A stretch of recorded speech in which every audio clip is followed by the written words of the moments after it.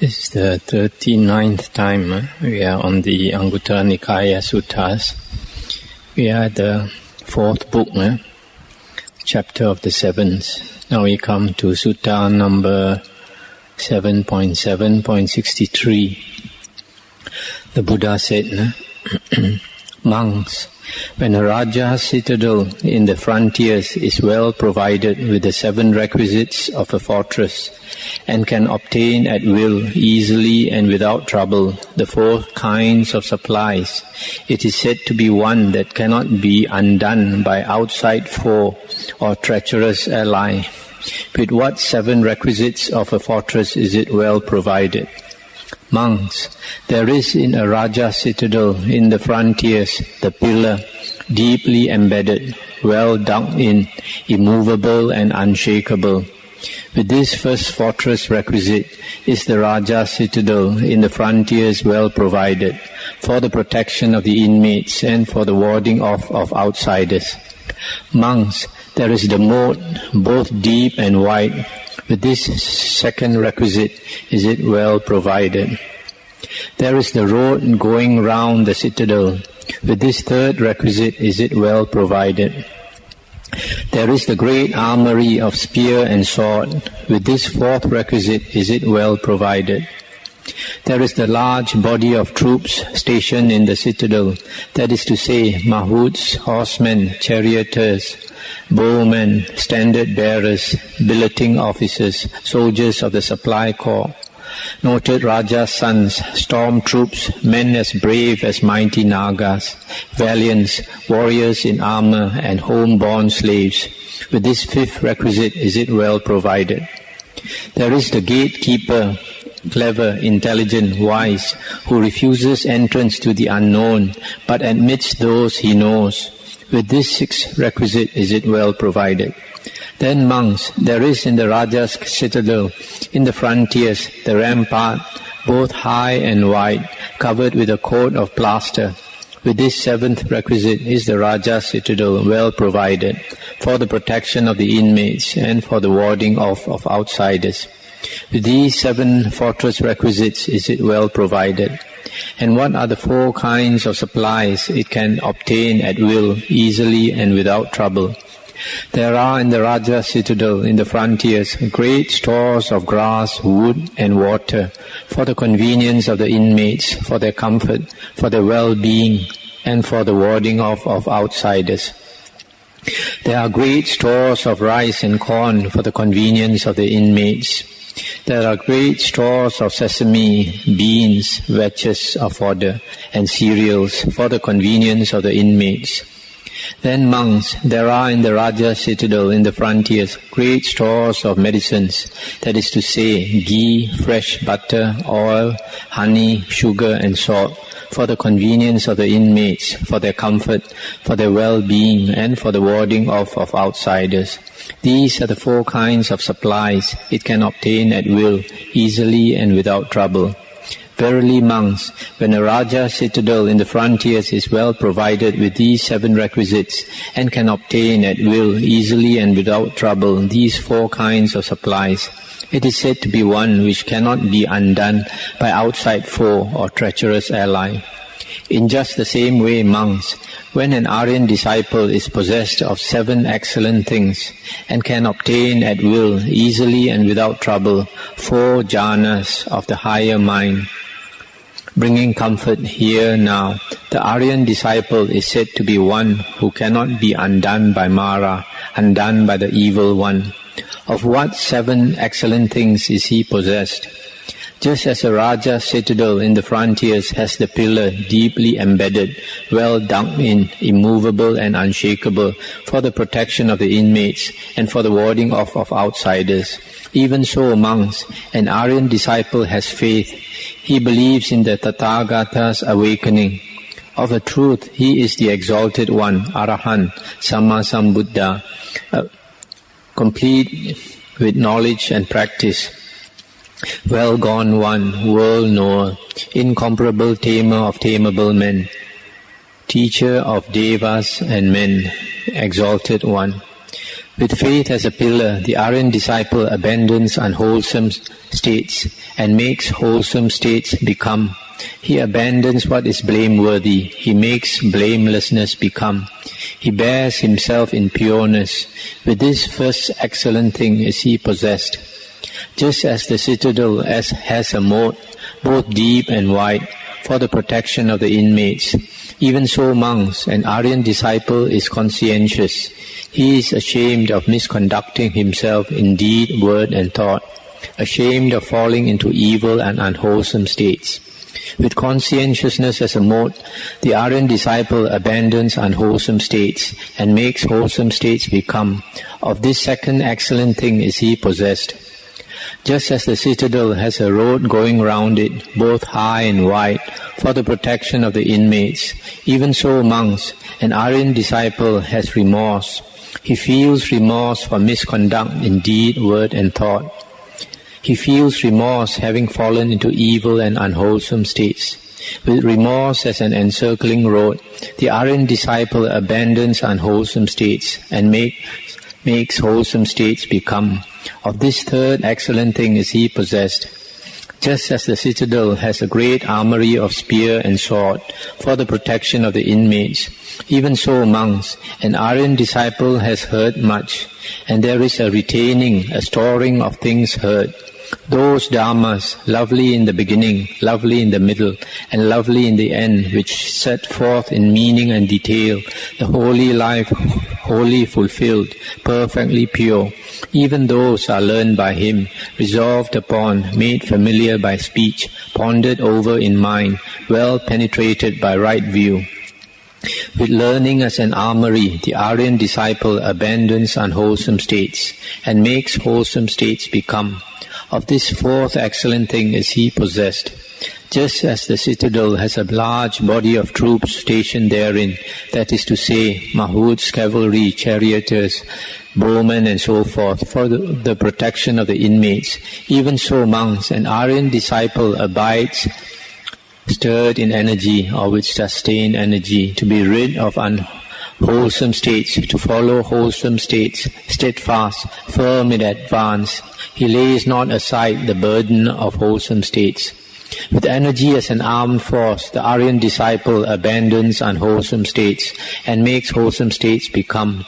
Of this fifth excellent thing is he possessed. Just as the citadel has a gatekeeper, clever, intelligent and wise, who refuses entrance to the unknown, but admits those he knows for the protection of the inmates, even so monks, an Aryan disciple has mindfulness and is endowed in the highest degree with mindfulness and awareness. He remembers and calls to mind things done and said long ago. With mindfulness as a gatekeeper, the Aryan disciple abandons unwholesome states and makes wholesome states become. Of this sixth excellent thing is he possessed. Just as the Raja citadel in the frontiers has a rampart, both high and wide, covered with a coat of plaster for the protection of the inmates and for the warding off of outsiders, even so monks, the Aryan disciple has wisdom. Endowed is he with wisdom as to the nature of arising and cessation, with Aryan penetration of the way to the utter destruction of ill. With wisdom as a coat of plaster, the Aryan disciple abandons unwholesome states. He makes wholesome states become. He abandons what is blameworthy. He makes blamelessness become. He bears himself in pureness. Of this seventh excellent thing is he possessed. Of these seven excellent things is he possessed. What four jhanas of the higher mind, bringing comfort here and now, can he obtain at will, easily and without trouble?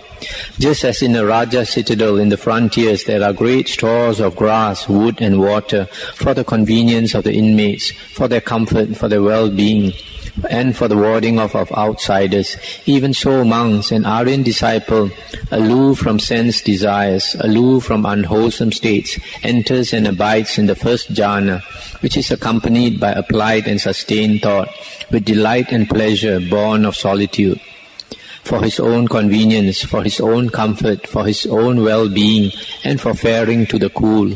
Just as in the citadel there are great stores of rice and corn for the convenience of the inmates, even so monks, an Aryan disciple with the stilling of applied and sustained thought enters and abides in the second jhana, which has internal self-confidence and singleness of mind, without applied and sustained thought, with delight and pleasure born of concentration, for his own convenience and for faring to the cool.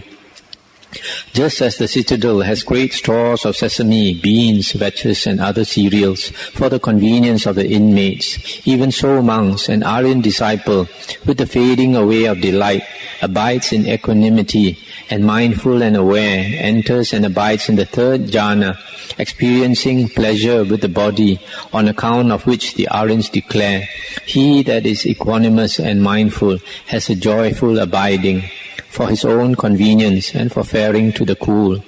Just as in the Raja citadel in the frontiers there are great stores of medicines, that is to say, ghee, fresh butter, oil, honey, sugar and salt, for the convenience of the inmates, for their comfort, for their well-being, and for the warding off of outsiders.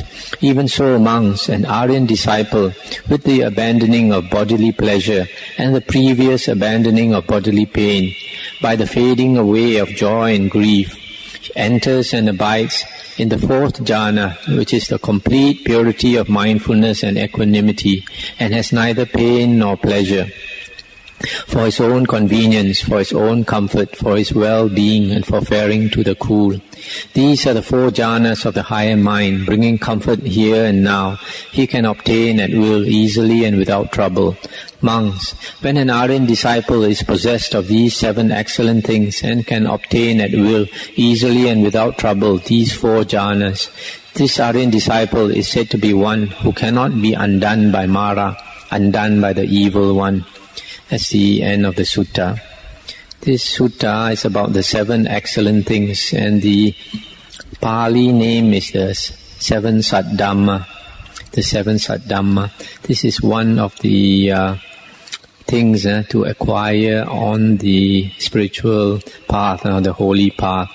There is a name for the Buddha which is called Vijacharana Sampanno, complete with knowledge and conduct or practice. The word charana can be translated as conduct or practice. It is the steps along the holy path.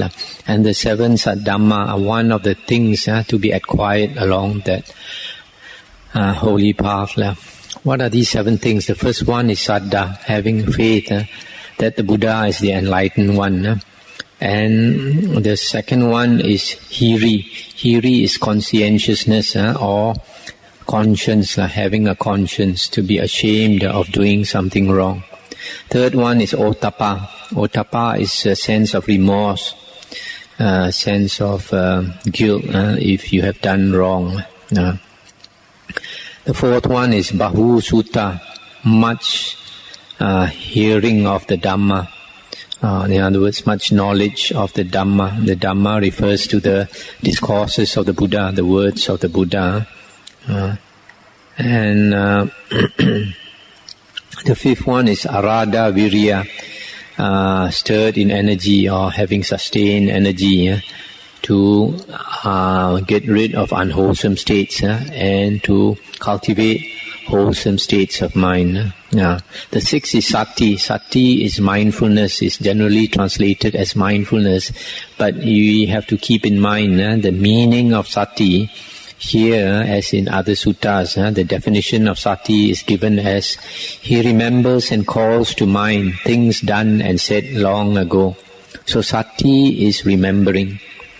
What is it that we have to remember? We have to remember, in this case, we have to remember that the body and the mind is not I, is not mine, is not the self. This is mentioned in the Sangyutta Nikaya, the Sangyutta on the 5 khandhas, the 5 things that we take to be the self, which are also body and mind. So that's the meaning of mindfulness here. It is not general mindfulness, because general mindfulness is not to do with Buddhist practice. Buddhist practice is a specific mindfulness of our mind and mindfulness of our body activities, and also the nature of the mind and the nature of the body. If you roam out into the other 5 sense doors, in the world of seeing, hearing, smelling, taste and touch, that is what the Buddha calls Mara's playground. And there are hooks. Mara is always trying to bait us, and if you are not careful, when you get caught by Mara, that means nice sights, nice sounds, nice smells, nice taste and pleasant touch. So that's the mindfulness. The 7th one is panya. Panya is wisdom.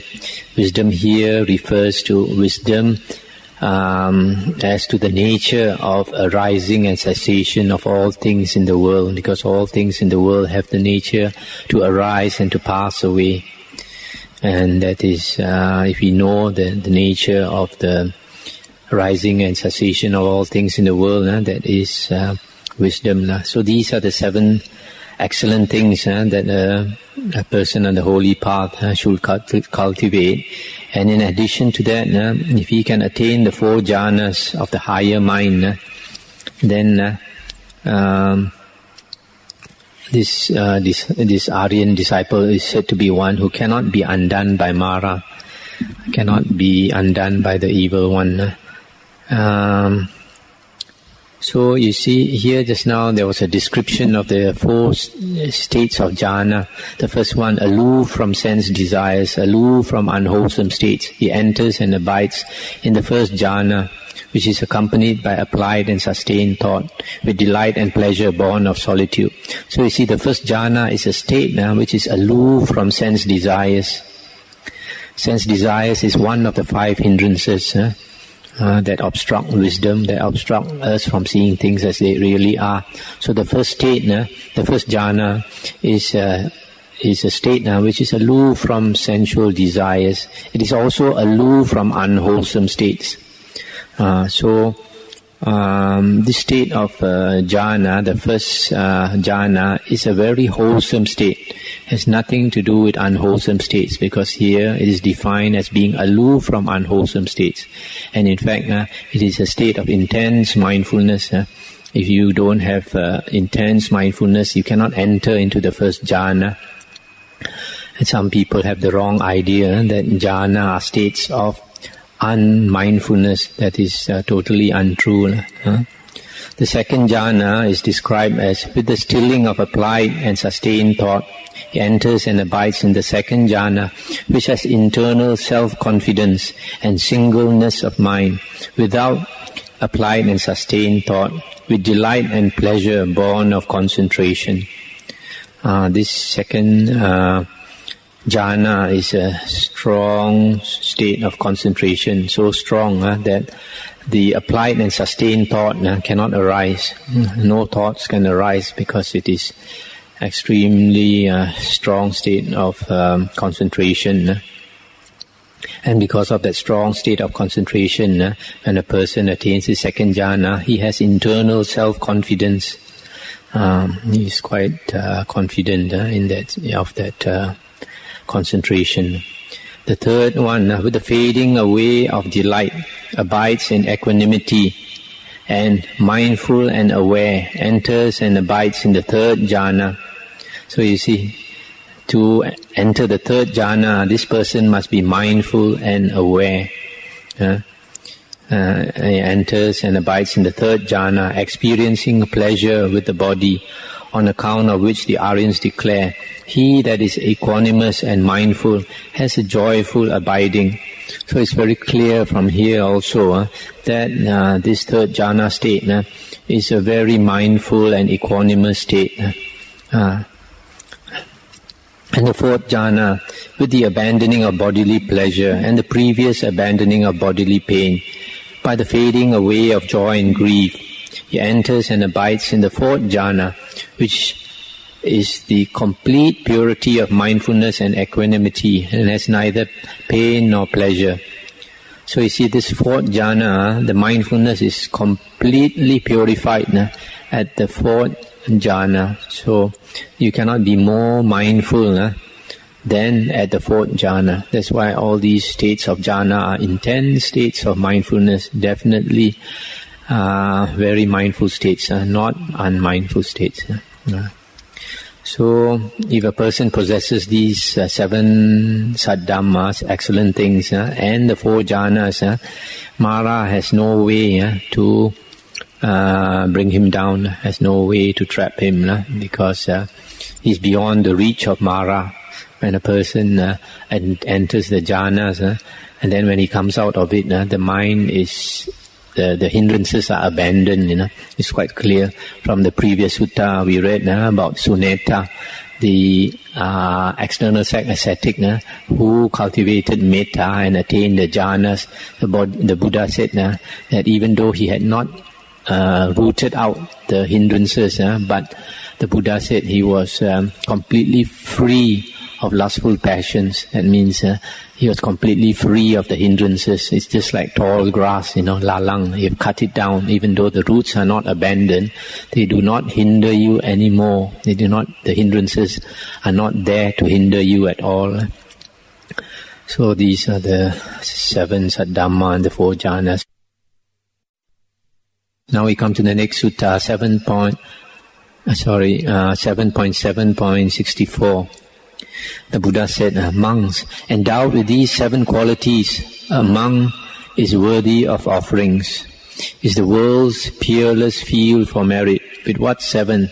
Monks. Herein a monk is a Dhamma knower, meaning knower, self knower, measure knower, time knower, assembly knower, noble or base person knower.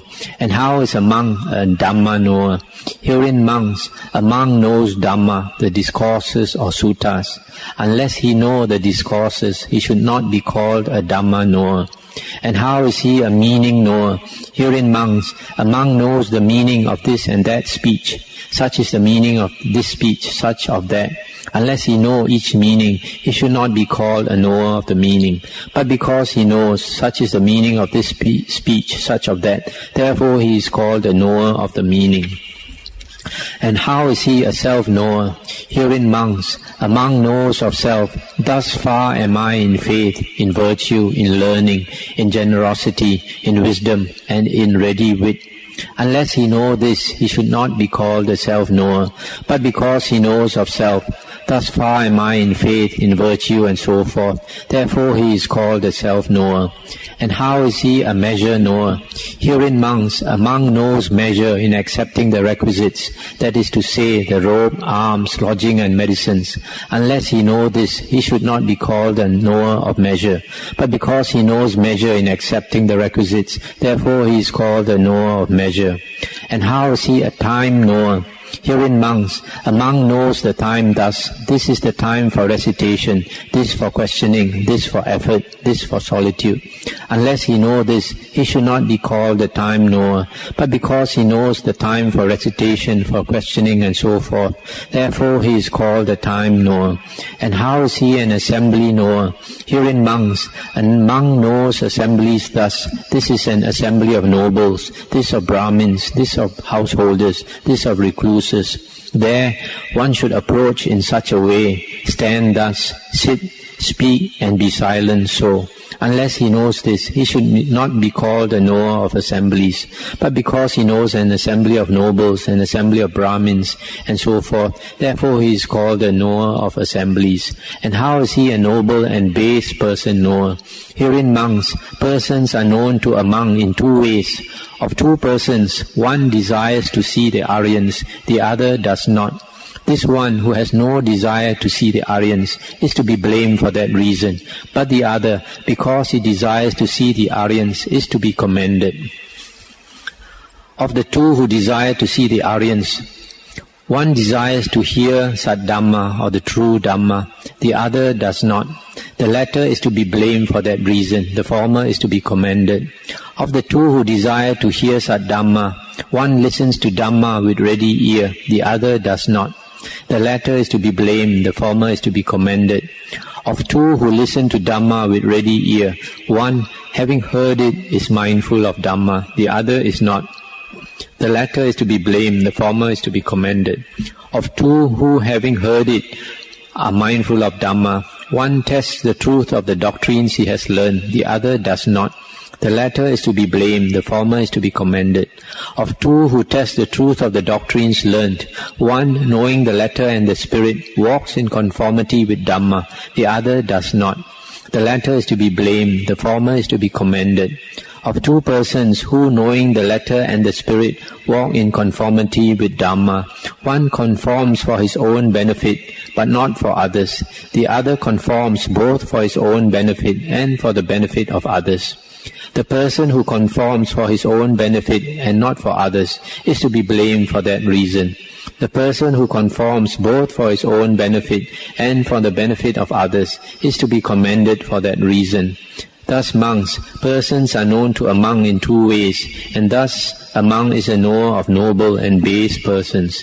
Verily monks, endowed with these 7 qualities, a monk is worthy of offerings, and is the world's peerless field for merit. That's the end of the sutta. Here there are 7 things a monk could know. The first one is a Dhamma knower. A Dhamma knower means a person who knows the suttas or discourses of the Buddha. A meaning knower is one who knows the meaning of a speech. The meaning of this speech or that speech he knows. A self-knower is the one who knows of himself. He has so much faith, he has so much virtue, so much learning, generosity, wisdom, ready wit, etc. A measure knower is a monk who knows measure in accepting the requisites. A time knower is a monk who knows the time, whether it is a suitable time for chanting, a suitable time for questioning, a suitable time for making effort, a suitable time for solitude, etc. An assembly knower is a person who knows this type of assembly, that type of assembly, and he knows how to act in any particular assembly. He knows how to approach, how to stand, how to sit, how to speak, or be silent. And then a noble and base person knower, you can see from here there are so many types of persons. One desires to see the Aryans, one does not desire to see Aryans. And then of those who desire to see Aryans, one desires to hear the Dhamma, another one, even though he goes to see the monks or the Aryans, he does not want to hear the Dhamma. And then of those who hear the Dhamma, one listens with a ready ear, pays attention when he hears the Dhamma, the other does not. And then the one of the 2 types of persons who hear the Dhamma with ready ear, one remembers the Dhamma that he has heard, the other does not. And then of the ones who remember the Dhamma, one tests the truth of the Dhamma he has learned. He investigates the truth of the Dhamma, the other does not. And then of those who investigate the truth of the Dhamma, one practices according to the Dhamma, another type do not practice. Even though they know the meaning, they don't practice. And then lastly, of those who practice the